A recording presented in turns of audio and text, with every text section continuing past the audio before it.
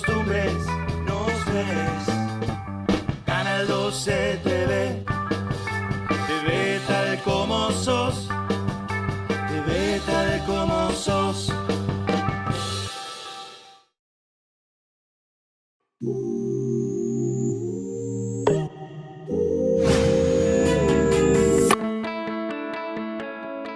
Hola, ¿qué tal, amigas, amigos? Estamos nuevamente en un programa de Cátedra al Aire.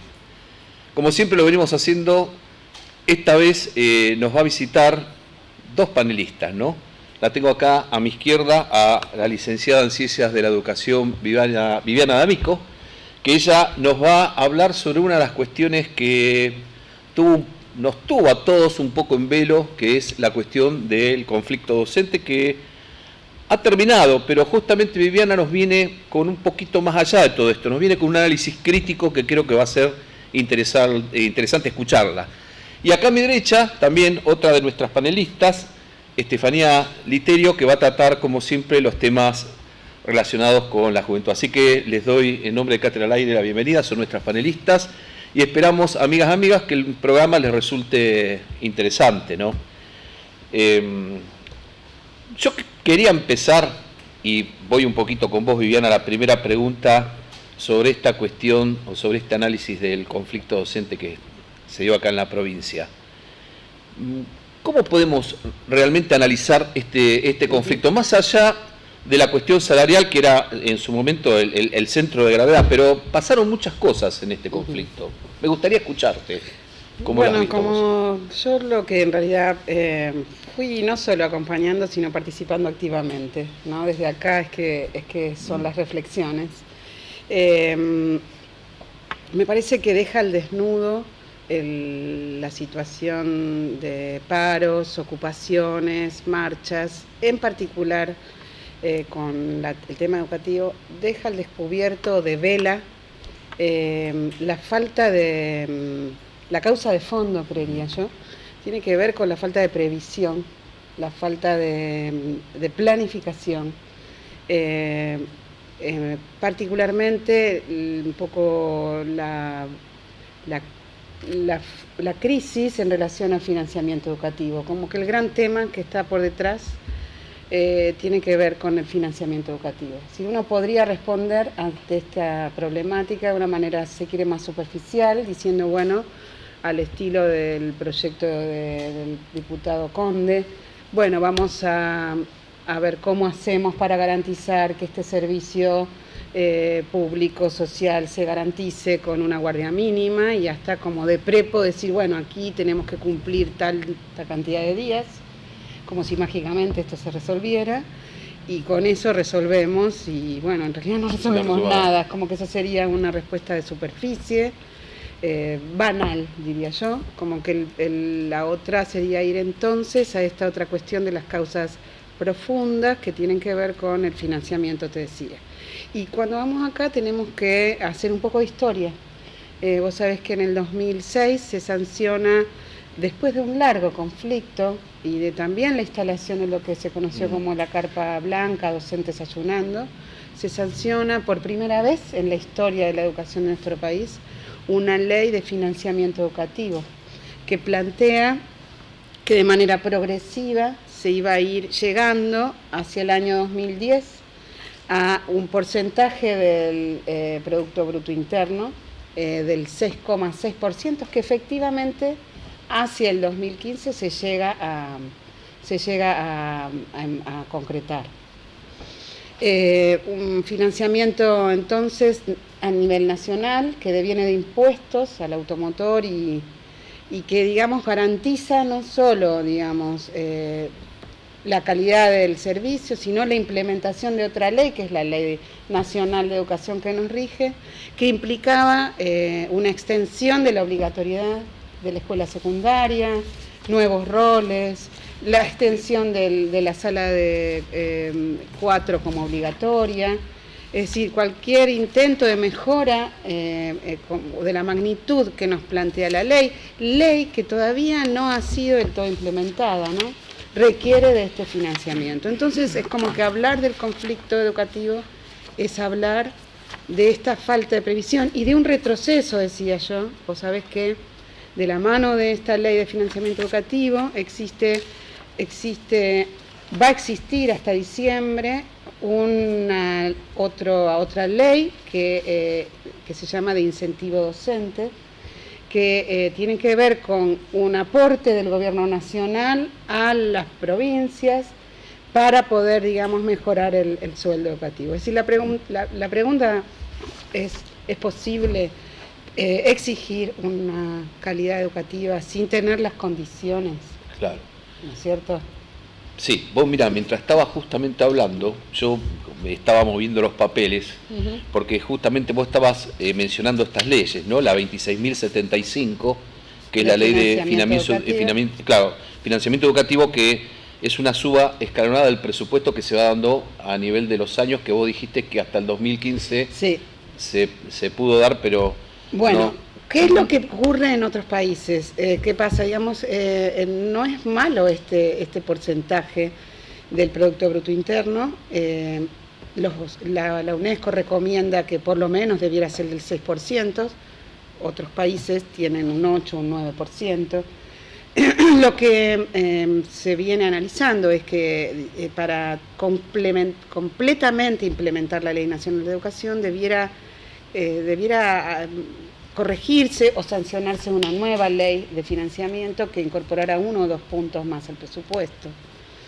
Yo como te decía que en qué sentido la ley no se implementó, es que la ley plantea una doble jornada, por ejemplo, para los niños de primaria, plantea la obligatoriedad de la escuela secundaria, esto implica dispositivos para acompañar a todos los niños. Se plantea la incorporación, por ejemplo, de un segundo idioma desde el primer grado a los niños. Y digamos, para todo esto se necesita presupuesto, porque solamente pensar en las escuelas primarias doble jornada tenés que duplicar las escuelas que tenés. En nuestra provincia, además, existe una ley provincial de educación que viene a cuenta de esta ley nacional, que plantea estos asuntos, incluso plantea la universalidad de la sala de 4. Entonces digo, reducir el conflicto docente, y que esto hay que ponerlo sobre el tapete, el petitorio de lo que se pedía no era solamente un porcentaje para que el sueldo que estaba absolutamente congelado, y esto digamos compartido por todos los trabajadores del Estado, sino que lo que se planteaba era también que las escuelas no han tenido mantenimiento en los últimos 3 años, los reconocen los propios funcionarios. Ahora, lo que vos me estás diciendo, que evidentemente tenés una mirada de que esto en realidad parte de algo más general y se va a lo particular, también no está relacionado porque parecería en los últimos tiempos, o más precisamente en los últimos 2 años y medio para ser más preciso, es como que el país también entra en una especie de estado de recesión, ¿no? Que obviamente eso empieza a repercutir en el Estado, ¿no? Y justamente la educación es una de las tareas primordiales que tiene el Estado, ¿no? La Ley de Educación Nacional, que es la 26.206, justamente fija la responsabilidad del Estado. También pudo haber sido esta situación recesiva que tiene el país, que está atravesando, que evidentemente sobre una de las particularidades, que es la parte educativa, que es fundamental, es donde por ahí se da la primera reacción, ¿no? Porque es más consciente de la problemática, ¿no? Porque la educación implica un trabajo, un esfuerzo muy grande del docente, que tiene que estar en las aulas, que empieza a percibir, porque además no solamente el tema de enseñar, sino que en las aulas también empiezan a confluir una serie de problemas sociales, y la escuela dejó de ser esa escuela que era de antes, que se venía solamente a aprender, sino que ahora también el docente atraviesa un entramado social donde él es un poco el conductor, ¿no? Especialmente porque recibe todas las cuestiones que son familiares. Es posible. Yo pensaba que también hay algo del orden de la construcción de la autoridad pedagógica. Es un concepto, ¿no? Que aparece para explicar la crisis más general que a la escuela también la atraviesa. Y yo entiendo que aquí ha habido un fenómeno grave, serio, que no ha terminado además, que tiene que ver con que la autoridad en este caso el Ministerio de Educación, la Ministra de Educación, un Ministro de Educación para conducir como cualquier director, como cualquier jefe, vamos a decirlo así, como por supuesto un maestro, tiene que portar una autoridad pedagógica y esto tiene que ver con un tema profesional, es decir, tiene que saber, pero además tiene que tener una autoridad ética, una autoridad moral. Y yo creo que lo que acá se resquebrajó, por eso digo que es serio, es la autoridad, digamos, el ministerio ha perdido la autoridad, en particular la ministra como líder pedagógica, ha perdido esa autoridad ética. Hay como una crisis de representatividad que sabemos que en nuestra provincia es aguda, entonces el maestro, como que ha habido acá un movimiento que, digamos, también carga en este sentido, ¿no? Ahora, siguiendo un poquito, y te voy a pedir que no me la contestes, porque ahora voy a hablar un poquito con Estefanía, pero te voy a dejar una pregunta en función de esto que está diciendo. Acá se dio algo particular, si mal no recuerdo, en el inicio del conflicto. En realidad, digamos, siempre los conflictos escalan o se mantienen en un cierto nivel, pero acá este conflicto en realidad empieza por autoconvocados, ¿vale? Es decir, empieza, si no tengo entendido mal, en una reunión que hay en el Club Social de Rawson, donde se convocan determinados docentes que después terminan, por una decisión que se toma ahí, en el Ministerio de Educación, y eso en realidad, no sé si con intenciones, sin intenciones, desata una crisis provincial. No me contestes, quería que pienses sobre este tema porque me enganché un poco con lo que estabas diciendo. Es complejo, ¿no? Pero te dejo para que lo pienses. Y yo, mientras tanto, me voy acá con Estefanía, que nos va a hablar un poco en la cuestión de la juventud. Y me gustaría escucharla, si se pueden, estos temas de los adultos. ¿Cómo considerás que los adultos pueden, vos que tratás con la cuestión juventud, pueden guiar a la juventud hoy? Porque es difícil, ¿no? Claro, bueno, ese era el tema de hoy, que elegí para hoy. En realidad, hoy no traigo números, no traigo estadísticas, sino más bien es una reflexión acerca de cómo los adultos estamos guiando a los chicos, ¿no? Sobre todo la cantidad de información que absorben los chicos y que después los hacemos responsables por cosas que son nuestra responsabilidad, ¿no? La típica frase de la juventud está perdida, es como, no, los perdidos son los adultos, no son los jóvenes recién se están encaminando. Y de ahí quiero partir, porque veo en los medios de comunicación, en las redes sociales, este doble discurso constante, como cuando aparece una chica con anorexia, una chica flaquísima y es la bomba y es súper admirada, y después te pasan un informe de anorexia y bulimia, de chicas que se mueren por este tipo de trastornos alimenticios. Como vemos que después te pasan un informe sobre lo peligroso de las cirugías, pero se sigue alabando el cuerpo femenino, dejando de lado si la persona tiene una ideología, si tiene un pensamiento. O sea, se cosifica constantemente a la mujer, que gracias a Dios estos últimos años por ahí se fue dando más el tema, ¿no? Como con el tema del ni una menos, la violencia de género, como que se fue marcando ese tipo de cosas, la violencia machista ya desde la ideología, ¿no? Pero pasa con muchísimos temas, ¿no? Como por ejemplo idolatrar, y acá me van a matar, a Diego Maradona cuando solamente jugó al fútbol y fue campeón del mundo, pero dejamos atrás lo que es sus adicciones y haberse hecho cargo de los hijos después de un montón de años. Entonces, ¿qué le estamos diciendo a los chicos? Que si juegan al fútbol y son millonarios no pueden hacerse responsables de las demás cosas. Eso es lo que me preocupa. Ahora, Estefanía, es como el doble discurso y el no hacerse responsable y después culpar a los chicos por cómo son, cuando en realidad son lo que consumen. Ahora, es cierto, yo te estaba escuchando atentamente con lo que estás diciendo, pero vos no considerás por ahí también, a ver, es como que las personas más adultas pierden como una especie, pierden un poco la relación por ahí con los más jóvenes, porque también hay una gran influencia de los medios, ¿no? O sea, uno ve, por ejemplo, que, o por ejemplo, a ver, es un poco lo que siento yo, ¿no? Sí. Por ahí es muy subjetivo lo que voy a decir también. Pero es como que los jóvenes están también muy sumergidos en las tecnologías, ¿sí? Y es como que las tecnologías gobiernan mucho las mentes de los jóvenes, donde el adulto prácticamente es como que está vedado a esa a esa cuestión. El adulto es un analfabeto tecnológico en realidad, Sí. y el joven en realidad es un iluminado que viene seducido por la tecnología, donde todo le entra, y en ese sentido las épocas de hoy es como que se adelantan determinadas cuestiones en edades por ahí muchas veces que no son, adolescente, que adolece, todavía no está muy maduro. ¿No ves como que hay, a través de las tecnologías estas de información, de comunicación, una separación entre el joven y la persona que es un poco más grande? ¿Cómo hace esa persona más grande para guiar a alguien que está tan seducido por esta cuestión de la tecnología? No sé si fui claro o confundí más. Sí, no, es que sí, pero y ahí va el punto, es cómo guiamos a los chicos, o sea, qué es lo que hacemos nosotros para que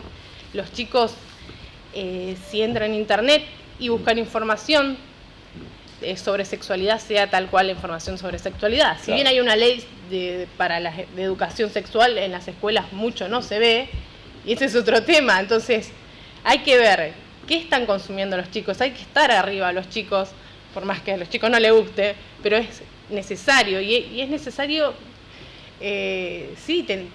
intentar relacionarse, y desde el lado de los educadores, y es ser consciente de lo que le estamos enseñando, claro. Porque hay una cuestión que también me pareció, mirando de las redes sociales, cómo a los chicos no se les enseña a pensar, sino que ya se le implanta una ideología desde la escuela, y me parece terrible tanto las chicas que iban con el pañuelo celeste desfilando, como las maestras que van con el pañuelo verde. Me van a matar a dar clases, porque los chicos tienen que ser libres, porque es una educación laica, y por los chicos tienen que ser libres, y se les tienen que enseñar a reflexionar, a tener una capacidad, y no a ya inculcarles ideas. Los chicos tienen que ser libres.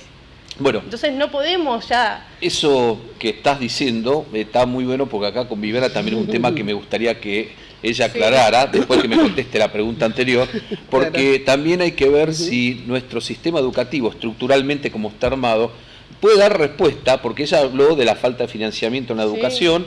Vos estás hablando de la cuestión de la problemática que está atravesando la juventud, y en eso la escuela, que está ahí en un punto de equilibrio, hay que ver si tiene la estructura suficiente como para justamente preparar para el futuro, ¿no? Por ahí capaz que nosotros estamos preparando para el pasado y nos olvidamos que tenemos que estar preparando para el futuro. Pero bueno, yo no soy... esto por ahí es un tema que voy a sacarlo de acá, voy a volver acá con Viviana para que ella después... que me conteste esta pregunta de los autoconvocados, ver si el sistema educativo está a la altura de las circunstancias. Es como que nunca había ocurrido en la historia de la educación y de las luchas de la provincia una ocupación de tantos días, de tanta envergadura del Ministerio de Educación. Y es cierto que acá también, así como decíamos, la autoridad del Ministerio está en crisis. Realmente yo creo que la ministra se tiene que replantear si puede continuar, ¿no?, allí, sinceramente, porque no se puede conducir sin autoridad pedagógica y menos ética, pero también los sindicatos están deslegitimados, y hay movimientos que vienen desde de larga data, autoconvocados, de asambleas en las plazas, por fuera, digamos, de las instituciones gremiales, y es cierto que fue espontánea la toma del ministerio, no es que estaba planificada. Fue a partir de una marcha que un grupo, al no tener respuesta, digamos, decide ingresar, ¿no? Saben que el Ministerio de Educación fue devuelto en mejores condiciones de la que estaba, el vidrio de la entrada estaba roto, y los docentes que tenían un fondo de huelga y recibieron un montón de dinero, ¿no?, como solidaridad, lo cambiaron. Pero como que aquí aparece esto de la toma, de ocupar un edificio. ¿De qué nos habla? Nos habla de que de ese lugar no encuentro respuestas, claro, no encuentro soluciones. Y eso, lo interesante que provoca es un empoderamiento. Hay un autor que plantea que cuando, un grupo social, una clase social, en este caso los maestros, profesores y profesoras, se organizan del modo en que se fueron organizando luego, ejercen lo que sería un acto poder, digamos, y del cual no se vuelve. Y yo digo, por suerte no se vuelve. Yo soy de la ciudad de Madrid, las escuelas en su totalidad, los maestros se reunían en asambleas con las familias para decidir, pensar, ver cómo les daban tareas a los niños, ver cómo, digamos, armaban redes, WhatsApp. De esto no se vuelve, y de esto puede uno capitalizarlo, aunque parezca una paradoja, ¿no? digamos, necesita la escuela y democratizarse. Este fue un movimiento de ese tipo, aunque suene para algunos como un avasallamiento a las instituciones, digamos, un conservador, se le van a poner los pelos de punta. Sí, un tema, ¿no? claro, vos sabés que, lo que vos decís, bueno, a mí ya se me ponen de punta. Me imagino. No, en el sentido de que siempre el Estado, el gran problema que vos estás planteando, que es un problema general, es un problema de crisis que se da en casi todas las instituciones, que es de legitimidad y representatividad. Fundamentalmente más de legitimidad que de representatividad, porque la representatividad es legal, el problema que siempre está en pugna es la legitimidad. Pero creo que eso lo atraviesa todas las instituciones, no solamente en educación, en cualquier lado, siempre hay un gran cuestionamiento a la cuestión de la autoridad. O sea, por ser autoridad, obviamente vas a estar cuestionado o cuestionada, porque sos autoridad, te cuestiono, yo te cuestiono. ¿Por qué? Porque es una cuestión que se ha instalado, pero es una cuestión general. Ahora, esto relacionado para terminar un poquito, porque por ahí en las asambleas, que vos, como bien has decidido, ha surgido algo natural, después se termina, obviamente, institucionalizando, y en algún momento también se empieza a delegitimar, o sea, se legitima, pero después se legitima. Sí. Es también, entiendo, desde mi punto de vista, que también puede ser una problemática al momento de negociar. Porque cuando estás en un estado asambleario es como que hay tanta diversidad, tanta complejidad, que la negociación también resulta muy difícil, porque vos tenés que tener a alguien que te represente. O sea, la asamblea, bueno, digamos, uno no puede juntarse con 1000 personas y decir, ¿qué hacemos acá? Después, siempre terminás, en algún momento tenés que juntar a alguien que te represente, y lo tenés que legitimar, ¿no? Es como que conviven. Yo creo que acá negociaron los 3 sindicatos, y acá el asunto, la verdad que la principal responsabilidad es el Ejecutivo, es el Ministerio, no se puede, no tenemos un Ministerio de Educación que no presenta una política educativa, no existe un plan, no existe un liderazgo, no existe confianza, hay mucha desconfianza, ha quedado resquebrajado, así que va a ser difícil pilotear este barco. Y va a ser muy difícil, y digamos, como que creo que sí hay que, la responsabilidad plena es de los que nos gobiernan, ¿no? Plena, no hay que confundirse, el maestro es un trabajador con malas condiciones de trabajo. Hay escuelas que, aunque no hubiera habido una medida de fuerza, no hubieran podido funcionar. Es como que no hay un listado minucioso que presentan los docentes, escuela por escuela, y junto con el salario, que digamos tampoco es que tanto se ha conseguido, está escuela por escuela lo que hay que arreglar para que la escuela funcione. Y esto es un poquito retornar a lo que vos habías comenzado en el principio, que era con respecto al cumplimiento de esta ley de financiamiento educativo, ¿no? Porque obviamente si no se va cumpliendo la ley, empiezan a surgir toda esta serie de problemáticas que como la estás citando. Y andamos con un problema de tiempo, bueno, porque ya me queda casi un minuto y el tema tomó fuerza, pero tenemos que cortar. Bien. Bueno. No tenemos más tiempo. Posiblemente tengamos que seguir en los próximos paneles. Quedaron algunas cosas acá en el tintero.